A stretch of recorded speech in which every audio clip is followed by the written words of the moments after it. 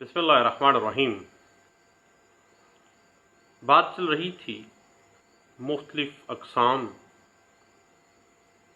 के हिबा की, जिसमें हमने कल बात की सादा हिबा क्या होता है और हिबा बशर्तुल अवज़ क्या होता है और हिबा बिल अवज़ क्या होता है। आज हम बात करने चाह रहे हैं दीगर जो कंडीशंस फॉर्म्स हैं, मुख्तलिफ काइंड्स ऑफ हिबा जो हैं मुहम्मदन लॉ के अंदर, मुख्तलिफ मूड्स जो हैं हिबा के मुहम्मदन लॉ के अंदर, उसमें मशरूत हिबा एक अहम किस्म है। मशरूत हिबा जिसको गिफ्ट विद द कंडीशन कहा जाता है, Muhammadan law by D.F. Mulla section 164 gift with the condition को डील करता है। जब हिबा किसी ऐसी शर्त के ताबे किया जाए जो उसकी तकमील में तहफ़ीफ़ करे, तो ऐसी शर्त कालदम होगी और हिबे का निफाज इस तरह होगा गोया उसके साथ कोई शर्त ना लगाई गई थी। मसलन फर्ज करें कि ज़ैद गवर्नमेंट के प्रेमिसरी नोट बकर को हिबा करता है और उसमें हिबे में एक शर्त लगा देता है, शर्त के साथ कि बकर 1 माह बाद उस प्रीमिसरी नोटों का 1/4 ज़ैद को वापस कर देगा। अब ये जो गिफ्ट विद कंडीशन है उसमें जो शर्त है वो कालदम है और प्रीमिसरी नोट कतई तौर पर जब गिफ्ट कर दिए गए, ज़ैद ने बकर को कर दिए, तो भाई काम खत्म हो गया, गिफ्ट मुकम्मल हो गया है। इसी तरह फर्ज करें कि ज़ैद बकर को एक मकान हिबा करता है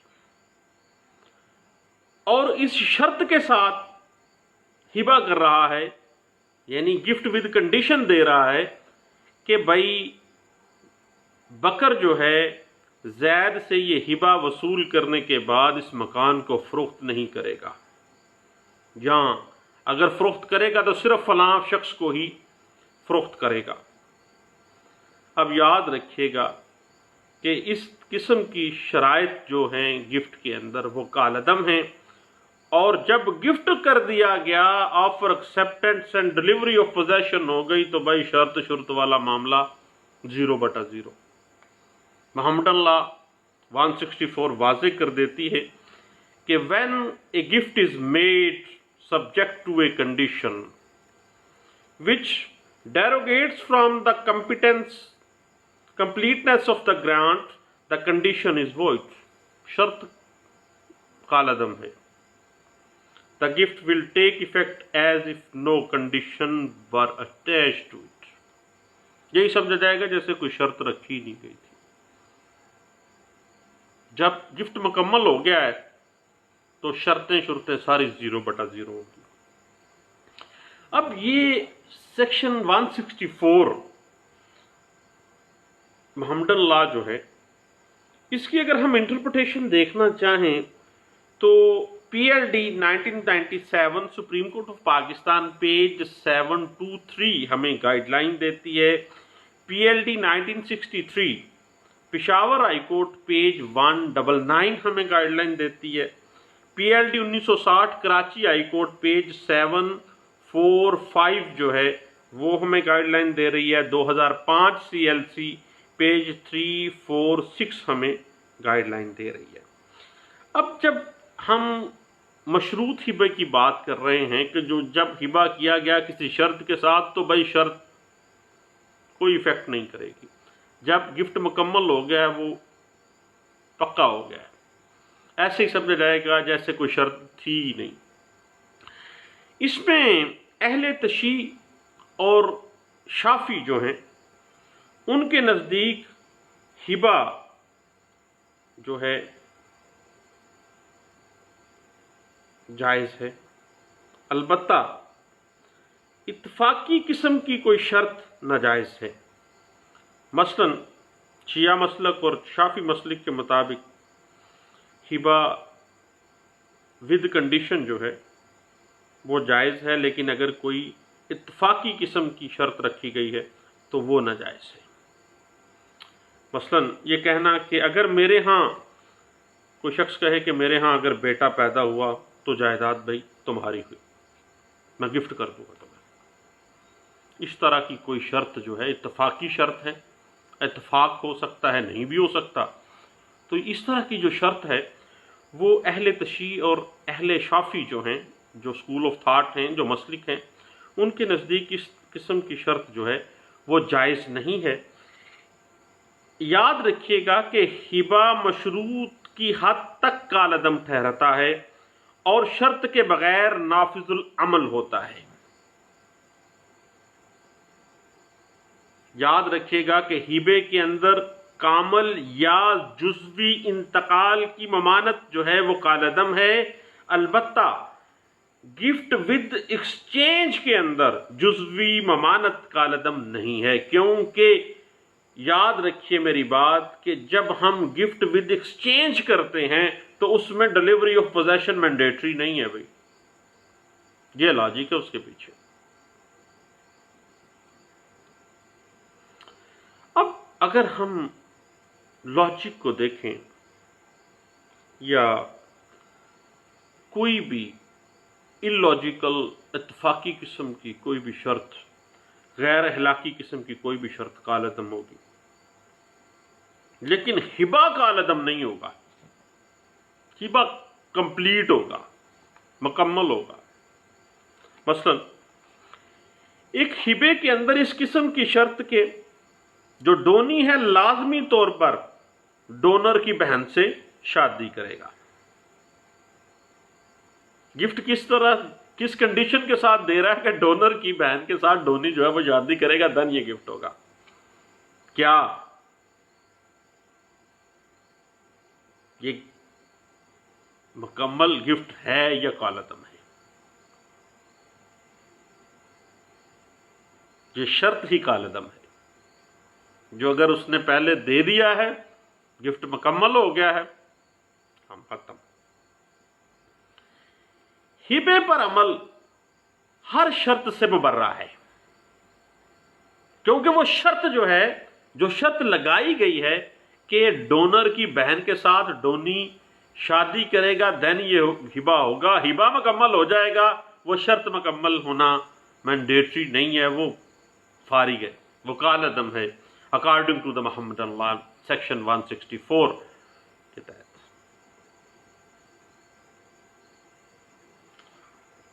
اب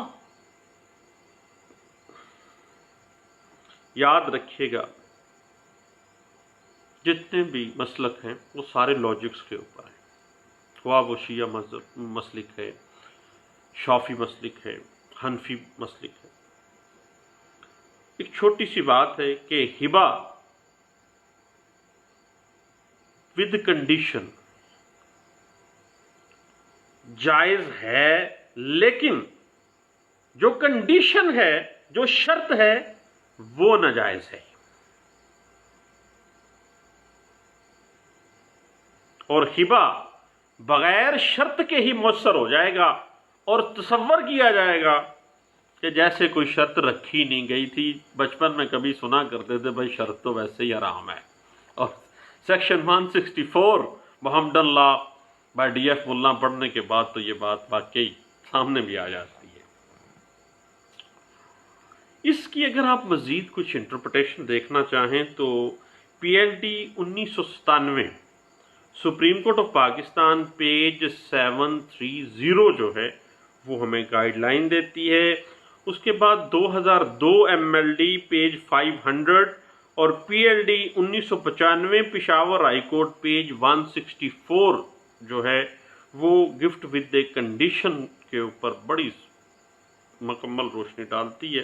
اس کے علاوہ 1995 CLC پیج 130 اور PLD 1991 supreme court of Pakistan page 466 جو ہے وہ ہمیں گائیڈ لائن دیتی ہے، اور 2005 CLC پیج 346 جو ہے وہ ہمیں گفٹ ود کنڈیشن جو ہے اس کی ہمیں وضاحت دے دیتی ہے کہ بھائی ہبہ بالشرط جو ہے وہ جائز ہے، لیکن شرط حرام ہے۔ ہبہ جائز ہے، ہبہ جو ہے وہ لیگل ویلیو اس کی ہے، مکمل ہو گیا، لیکن جو شرط رکھی گئی ہے وہ کالعدم ہے۔ وہ تصور کیا جائے گا جیسے وہ شرط تھی نہیں۔ کیسی کمال قسم کی ایک قسم آ گئی ہبہ ود کنڈیشن۔ اس کے بعد گفٹ تھرو ٹرسٹ، یعنی ٹرسٹ کے ذریعے جو ہبہ کیا جاتا ہے۔ اب ہم محمدن لا بائی DF ملا سیکشن 151 اگر ہم دیکھتے ہیں تو یہ واضح کر دیتا ہے کہ a gift may be made through the medium of a trust. The same conditions are necessary for the validity of a gift as those for a gift to the donee direct, with the difference that the gift should be accepted by the trustees and possession also should be delivered to the trustees. یعنی کوئی بھی ہبہ trust کے وساطت سے کیا جا سکتا ہے، trust کے ذریعے کیا جا سکتا ہے، اور جو بھی ہبہ ٹرسٹ کی وساطت سے کیا جائے گا اس کے جواز کے لیے انہی شرائط کا جواز ہونا لازمی ہے جو کہ کسی بھی ڈونی کو ڈائریکٹ ہبہ کرنے کے لیے offer acceptance and delivery of position جیسے ضروری ہے، سیم ایز اٹ از۔ اب ڈفرنس کیا ہے؟ ڈفرنس یہ ہوگا کہ جو گفٹ ہے وہ ٹرسٹیز کو قبول کرنا ہوگا اور قبضہ بھی ٹرسٹیز کو دیا جائے گا، دین وہ تھرو ٹرسٹ ہوگا۔ البتہ یاد رکھیے گا کہ گفٹ تھرو ٹرسٹ جو ہے وہ کچھ لمٹس ہیں، کچھ لمٹائز کر دیتا ہے، کچھ لمیٹیشنز دے دیتا ہے۔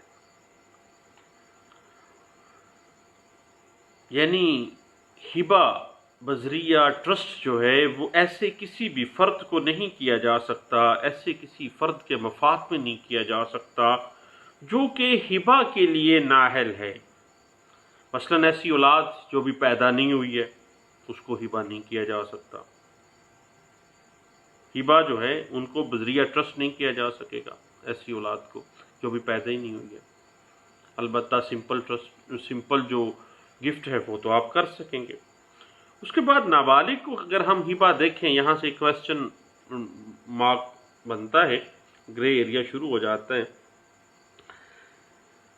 ایک شخص اپنی نابالغ اولاد کے نام ہبہ کر کے ٹرسٹی مقرر کر دیتا ہے۔ قبضہ جو ہے وہ ٹرسٹی ہی حاصل کرے گا اور اس کا قبضہ حاصل کرنا ٹرسٹی کے لیے اس ہبے کی تکمیل تصور کیا جائے گا۔ لیکن چونکہ وہ ٹرسٹی ہے، وہ ذاتی طور پر اس پراپرٹی کا بینیفیشری نہیں ہے، بینیفیشری وہ نابالغ بچہ ہی ہے، کیونکہ جب بھی گفٹ تھرو ٹرسٹ کیا جاتا ہے تو ٹرسٹیز جو ہوتے ہیں وہ صرف اس ہبے کی عمل درآمد کی حد تک اس گفٹ کے اندر شامل ہوتے ہیں، ادروائز نہیں شامل ہوتے۔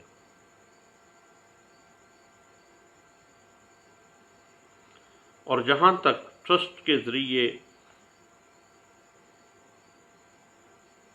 گفٹ کی شرائط اگر ہم نے دیکھنی ہے تو بھائی وہ آپ کو پتہ ہے کہ offer acceptance and delivery of position جو ایک عام ہبے میں ہوتی ہیں وہی ہیں۔ فرق صرف ایک ہوتا ہے، کہاں پہ؟ کہ ہبہ تھرو ٹرسٹ جو ہے وہ قبضہ جو ہے وہ چونکہ ڈونی ڈائریکٹ نہیں کر سکتا، وہ قبضہ کی جو ڈلیوری ہے وہ ٹرسٹیز کو کر دی جاتی ہے، اور ٹرسٹیز مقرر کر دیے جاتے ہیں اس ٹرسٹ کے طور پہ کسی بندے، کسی نابالغ بچے کی پراپرٹی کے عمل درآمد، گفٹ کی عمل درآمد ہونے تک کے لیے۔ اس کی انٹرپریٹیشن اگر آپ دیکھنا چاہیں تو P L D 1964 supreme court of Pakistan page 220 میں اس بات کی انٹرپریٹیشن کی گئی تھی۔ اس کے بعد ہبے کی ایک مزید بڑی عام سی قسم ہے جس کو ہبہ عاریت کہا جاتا ہے۔ ہبہ عاریت کی صورت میں صرف جو چیز گفٹ کی جا رہی ہے وہ ڈونی کو وصول کرنے، استعمال کرنے اور اس چیز سے بینیفٹ حاصل کرنے کی سہولت ہوتی ہے، اور وہ جیسے ہبہ عاریتن دیا جا رہا ہے، ادھار دیا جا رہا ہے کہ لے بھائی یہ چیز تجھے میں نے ہبہ عاریت دے رہا ہوں، عاریتن دے رہا ہوں، ادھار دے رہا ہوں کہ اس چیز کو تم لو، استعمال کرو، اس سے فائدہ حاصل کرو۔ جب چاہے ہبہ عاریت جو ہے، جو عاریتن دیا جانے والا ہبہ ہے، وہ کبھی بھی کسی بھی وقت منسوخ کیا جا سکتا ہے، ادھار واپس بھی تو لے لیا جاتا ہے۔ اس کی انٹرپریٹیشن 2005 SCMR پیج 710 میں کی گئی ہے، اور P L D 1958 Lahore high court page 198 میں اس بات کو بڑے اچھے انداز سے انٹرپریٹ کیا گیا تھا۔ اس کے بعد ہبے کی مختلف فارمز کے اوپر اگر ہم گپ شپ، میرے دوست محمد احمد قیوم صاحب کہتے ہیں کہ گپ شپ کا لفظ استعمال نہیں کرنا، ڈسکشن کا لفظ استعمال کرنا ہے۔ میں سیلیوٹ پیش کرتا ہوں، میرے مینٹور ہیں اور بڑے بندے ہیں، بڑے اچھے دوست ہیں، اللہ تعالیٰ کو مزید ترقی دے۔ تو وہ کہتے ہیں کہ گپ شپ کا لفظ استعمال نہیں کرنا، تو بھائی آپ ڈسکشن کا لفظ استعمال کریں گے۔ تو چونکہ ہم گفٹ کی مختلف جو کائنڈس ہیں، مختلف جو فارمز ہیں، اس کے اوپر ہم ڈسکشن کر رہے ہیں، تو ایک بڑی اہم اور عام ایک گفٹ کی صورت ہمیں نظر آتی ہے جس کو گفٹ رقیبی کہا جاتا ہے۔ یعنی کوئی شخص دوسرے شخص سے کہے کہ اگر میں تجھ سے پہلے مر گیا تو فلاں چیز تیرے لیے ہے، اور اگر تو نے مجھ سے پہلے تو مرتا ہے تو یہ چیز جو تمہاری ہے وہ میری ہے۔ اگر میں مرا تو میری چیز تیری، اور اگر تو پہلے مر گیا تو بھائی تیری چیز میری ہوگی۔ اس کو کہا جاتا ہے ہبہ رقیبی۔ اب جب ہبہ رقیبی کیا جاتا ہے تو ڈونر اور ڈونی ابھی تو طے پانا ہے کہ مرنا کس نے ہے، کیونکہ اگر میں مر جاؤں تو بھائی میری چیز آپ کی، وہ ہبہ ہو گئی، اور اگر آپ مر جاتے ہیں تو آپ کی فلاں چیز جو ہے وہ میری ہو جائے گی۔ اب ہبہ رقیبی میں دونوں پارٹیز جو ہیں وہ بیٹھ کے انتظار کرتی ہیں کون پہلا مردا ہے، کون پہلے فوت ہو جاتا ہے۔ دونوں کے ایک دوسرے کی موت کا انتظار ہوتا ہے، لیکن کل نفس ذائقۃ الموت۔ امام ابو حنیفہ رحمۃ اللہ علیہ اور امام محمد رحمۃ اللہ علیہ، ان کے نزدیک ہبہ رقیبی جو ہے وہ ناجائز ہے۔ وہ کہتے ہیں کہ اس کے بنیادی طور پر یہ ہبہ رقیبی جو ہے یہ بالکل کالعدم ہونا چاہیے، اور اس محمدن لا میں کوئی اس کی ویلیو نہیں ہے۔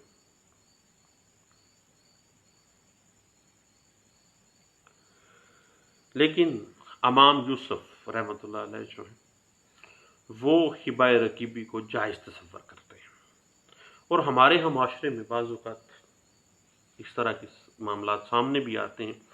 اگر ہم ہبہ رکیبی کی انٹرپریٹیشن دیکھنا چاہیں تو P L D 1968 supreme court of Pakistan page 54 میں اس کی انٹرپریٹیشن بڑے اچھے انداز سے کی گئی تھی، اور اس سے پہلے P L D 1960 Lahore high court page 130 میں اس بات کو بڑے اچھے انداز سے انٹرپریٹ کیا گیا تھا۔ اس کے بعد ہبے کی ایک اور قسم ہمارے سامنے آتی ہے جس کو ہم ہبہ موقوف کہتے ہیں۔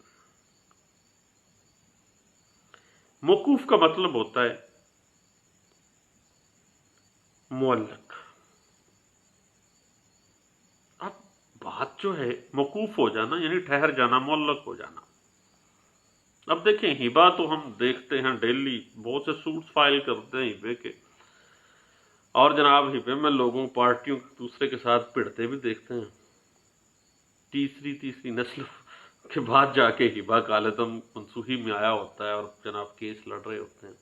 اب ہبے کی مختلف جو فارمز ہیں، مختلف جو کائنڈس ہیں، وہ میرے جیسے نالائق بندوں کو بھی پتہ نہیں تھا، لیکن چونکہ اب ہم اس پہ ڈسکشن کر رہے ہیں، گپ شپ نہیں کہہ رہا، گپ شپ پہ اب میں نے گوزب کا لفظ نکال دیا ہے اپنے دوست کی ریکمنڈیشن پہ۔ ہاں، بات ہوتی ہے ہبہ موقوف کی۔ گفٹ موقوف جو ہے اس کو ہبہ معلق بے زمانہ مستقبل کہتے ہیں،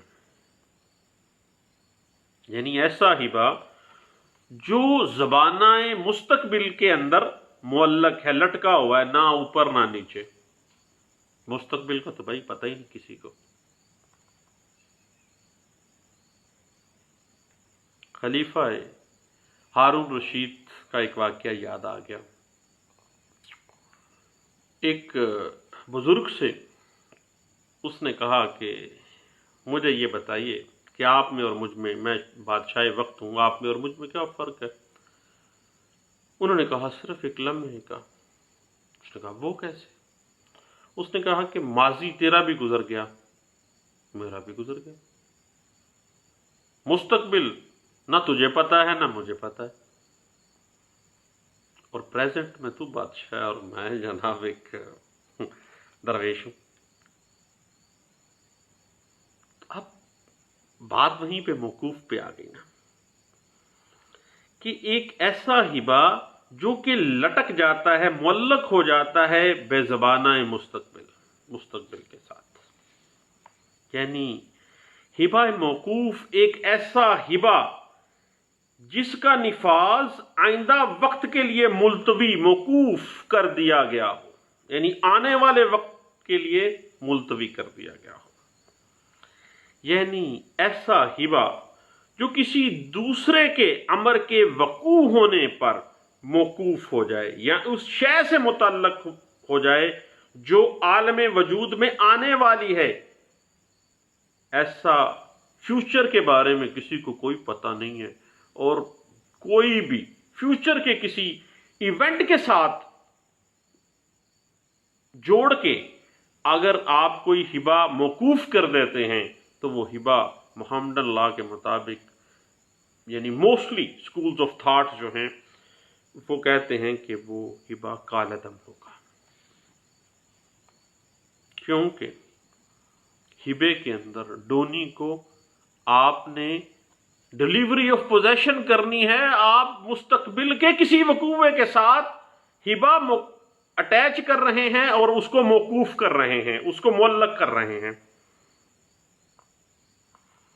ارے بھیا، جس آفر ایکسیپٹنس کے بعد اگر فیوچر کے ساتھ اٹیچ کر کے موقوف کر دیا گیا ہبہ ہے اور اس کی ڈیلیوری آف پوزیشن نہیں دی جا رہی ہے، تو بھائی محمدن لا ایک ہی بات کہتا ہے کہ ایسا ہبہ جو ہے اس کا کوئی وجود نہیں ہے، وہ کالعدم ہے۔ اس کی اگر آپ انٹرپریٹیشن دیکھنا چاہیں ہبہ موقوف کی تو 2006 YLR پیج 53 واضح کر دیتا ہے کہ ہبہ موقوف جو ہے وہ ہبہ معلق بے زبانہ مستقبل کے زمانے کے ساتھ اس کو معطل کر دیا جاتا ہے، اس کو موقوف کر دیا جاتا ہے، اس کی محمد اللہ میں کوئی ویلیو نہیں ہے، وہ کالعدم ہبہ ہے۔ اس کے بعد ہبے کی مختلف فارمز کے ساتھ ساتھ ایک اور فارم سامنے آتی ہے جس کو ہم ہبہ فار ایور کہتے ہیں، تا حیات۔ یعنی کسی چیز کو ایک ڈونر ڈونی کی زندگی تک کے لیے ہبہ کرتا ہے، جب تک تو زندہ رہے گا اس وقت تک کے لیے یہ ہبہ ہے، جب تک تیرا سانس چلتا ہے تو زندہ ہے۔ ڈونر ڈونی کو کہتا ہے کہ یہ چیز میں تمہیں ہبہ کر رہا ہوں لیکن تا حیات ہے، یہ جب تک تو زندہ ہے اس وقت تک کے لیے یہ ہے۔ اور ہبہ عمری اس کو کہا جاتا ہے، عمر تک کے لیے ہبہ عام طور پہ کہا جاتا ہے۔ اور ہبہ عمری جو ہے محمد اللہ میں اور شریعت محمدی صلی اللہ علیہ وسلم کے اندر ایک جائز ہبہ ہے۔ اور کوئی بھی ڈونر جب کسی ڈونی کو عمری ہبہ یعنی تا حیات ہبہ کرتا ہے کوئی چیز، تو وہ شے ڈونی کو جب دے دی جاتی ہے ہبہ کی جانے والی چیز، تو وہ اس کی زندگی تک اس کے بعد اس کی ہوگی، اور اس کے مرنے کے بعد اس کے ورثاء کی قرار پائے گی اور تا حیات کی شرط باطل قرار پائے گی۔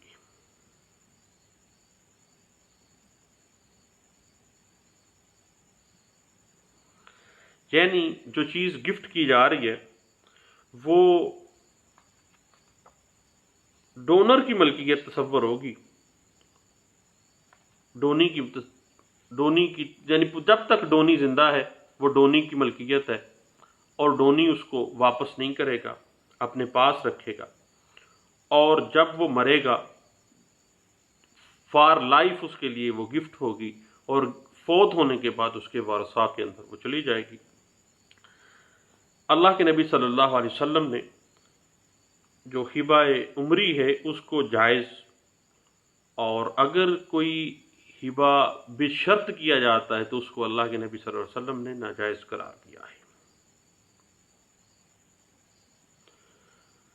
جہاں تک لیگل ویلیو ہے ہبہ تا حیات کی، تو جس شخص کے حق میں ہبہ عمری کیا جاتا ہے وہ اس شے کا قطعی وارث قرار پاتا ہے کہ یہ پوری تا عمر تیرا ہے، اور تیرے مرنے کے بعد یہ تیرے ورثاء کا ہے۔ یہ ہے ہبہ عمری۔ اب ہبہ عمری کی اگر ہم انٹرپریٹیشن دیکھنا چاہیں تو P L D 1997 supreme court page 730 اور 2015 YLR پیج 1500 میں اس بات کی ہمیں انٹرپریٹیشن مل جاتی ہے۔ اس کے بعد ایک بڑی اہم قسم ہے ہبے کی جس کو ہبہ تفصیلی کہا جاتا ہے۔ یعنی ہبہ تفصیلی یہ ہے کہ ڈونر ایک یا ایک سے زائد ڈونیز کے حق میں اپنی جائیداد اس طرح سے ہبہ کرتا ہے کہ ایک ڈونی کے مقابلے میں دوسرے ورثاء کو یا تو بالکل محروم کر دیا جاتا ہے یا ایک کو دوسرے کے اوپر اتنی فضیلت دے دی جاتی ہے کہ اس ایک ڈونی اور دوسرے ورثاء کے مابین وہ جو گفٹ کی چیز ہے اس کی بنیاد پر منصفانہ تناسب برقرار نہیں رہ رہا، یعنی دوسرے سارے محروم اور ایک کو زیادہ حصہ دیا جا رہا ہے، تفصیل زیادہ ایک کی طرف جا رہی ہے، باقی کوئی محروم ہو رہا ہے، کچھ کسی کو تھوڑا تھوڑا مل رہا ہے۔ اب حمد اللہ کے اندر ہبہ تفصیلی جو ہے دوسروں کو محروم کرنے کے لیے جو ہبہ ہے، جو دوسروں کو کم دینے کے لیے ہبہ کیا جاتا ہے، محمد اللہ میں ایسے ہبے کی بنیاد چونکہ انصاف پر نہیں ہے تو ایسا ہبہ قابل ابطال ہے، रिवोक हो सकता है, और इस सिलसिले में ऐसा हिबा अदालत से रिवोक करवाया जा सकता है। और पाकिस्तान में ख़ासतौर पे पंजाब में तो ये बीमारी है हम लोगों को कि औरतों को महरूम करने के लिए जायदादों में से हम हिबा तफसीली किसी एक बेटे के नाम करवा देते हैं, किसी भाई के नाम, किसी भांजे भतीजे के नाम।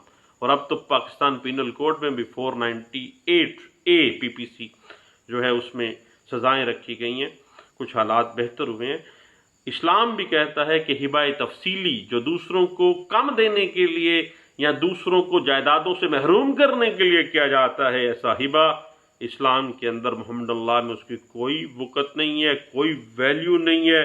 और ऐसा हिबा रिवोकेबल है, कभी भी रिवोक करवाया जा सकता है, और अदालत से जाके आप अपना राइट ले सकते हैं। और suit for declaration of rights जो है आपको मुतल्लिका सिविल कोर्ट में फाइल करना चाहिए। इसकी अगर हम इंटरप्रिटेशन देखना चाहें तो PLD 1957 Peshawar high court page 85 और 1996 CLC पेज 857 के अंदर हमें बड़ी अच्छे अंदाज से इसकी इंटरप्रिटेशन मिल जाती है। तो दोस्तों, अब हम हिबा की मुख्तलिफ जो सूरतें हैं, मुख्तलिफ जो किस्में हैं, उनके ऊपर हमने कुछ डिस्कशन की है। अब इंशाअल्लाह हम नेक्स्ट जो ऐसी प्रॉपर्टी जो कि अभी तक अनडिवाइडेड है, यानी उसको अभी डिवाइड नहीं किया गया, मुश्तरका प्रॉपर्टी है, उस मुश्तरका प्रॉपर्टी में से जो हिबा करना है वो किस तरह करना है और क्या कानून उसके ऊपर कदकन लगाता है, मोहम्मद अल्लाह क्या कहता है, पाकिस्तान की आला अदलिया क्या कहती है, और हिबा मशा उसको कहा जाता है मोहम्मद अल्लाह में, और सेक्शन 158 मोहम्मद अल्लाह बाय DF मुल्ला जो है उसकी इंटरप्रिटेशन देता है। इस पर हम इंशाल्लाह नेक्स्ट डिस्कशन करेंगे, गपशप नहीं लगाएंगे जनाब। गपशप का लफ्ज़ वैसे ही किसी दोस्त ने कह दिया कि अब नहीं कहना, तो अब डिस्कशन ही होगी जनाब इस पे। दुआओं में याद रखिएगा, इंशाल्लाह बातें होती रहेंगी। थैंक यू, अल्लाह हाफिज़।